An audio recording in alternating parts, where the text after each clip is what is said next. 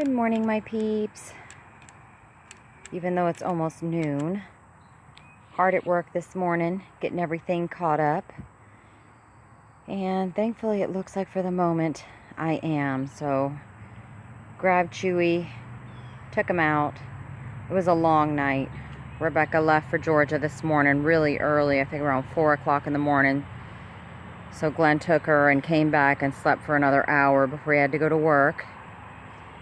And thankfully they cut him loose early, so he's back home and catching up on some very much needed sleep. And so it's a quiet house today. I don't have anything on the agenda, which feels really odd. So just enjoying the quiet of the morning, talking to the Lord, and chit-chatted a bit with my mom and my sister this morning too, trying to get everything finalized. But I wanted to check in, remind you guys that I love you, and we'll see what the rest of the day holds. Hopefully this quiet pattern I should say, will continue, because I really need a quiet day. Talk to you in a bit. Hey, my peeps. It's almost 5 o'clock. The whole day has just gone by and it's been very quiet. That's why I'm kind of talking low.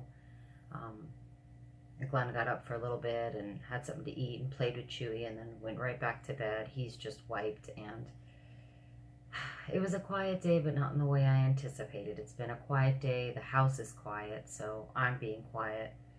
But work just exploded. So the whole day's gone by and I haven't done any vlogging. So I just wanted to touch base because I don't even know what I'm doing for dinner. I took out some ground beef. That's the extent of it. No clue what I'm doing with it. No clue if that's even what we are going to eat. Allie said she's in the mood for soup and sandwiches. Glenn, of course, hasn't made a comment yet, so stand by, people. But I saw the time and I was like, oops, my day got away. But it's good. It's all good, right? Some days are just busier than others, and today all the busyness has been kind of isolated to my work. So let me get back to it. Talk to you. Well, my peeps, it's the end of a very busy work day, and I am already sitting in bed and about to pick up where I left off, reading this awesome book by Randy Alcorn.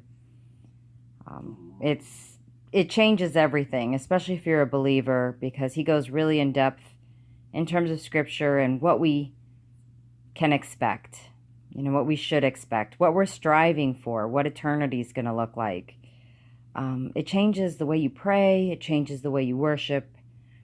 It really helps you to understand what that sacrifice on the cross was all about and why we toil here.